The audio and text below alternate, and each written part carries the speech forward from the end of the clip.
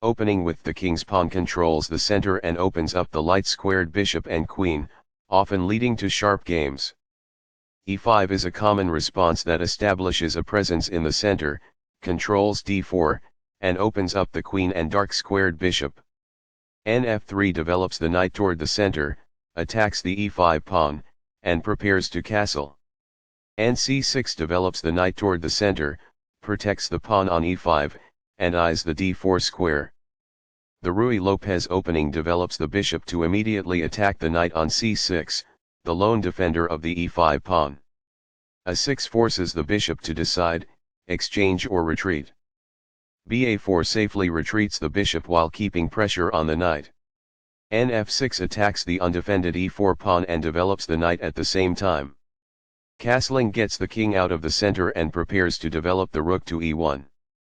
b7 develops the dark-squared bishop and prepares to castle. 1 rupee centralizes the rook and protects the e4 pawn. b5 gains space on the queen side and forces the bishop to the b3 square. bb3 is forced, but the bishop is well placed because it attacks the f7 square. Castling gets the king out of the center and activates the rook.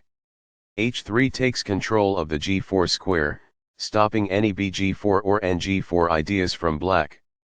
bb7 puts the bishop on the long diagonal in a move called a fianchetto.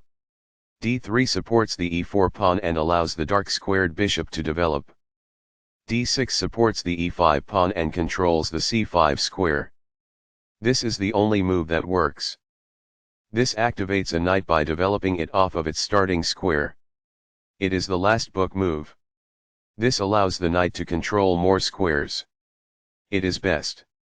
The knight now occupies an outpost, a secure square in the opponent's territory. It is best. Balanced, neither player ever had an advantage. That game was pretty competitive.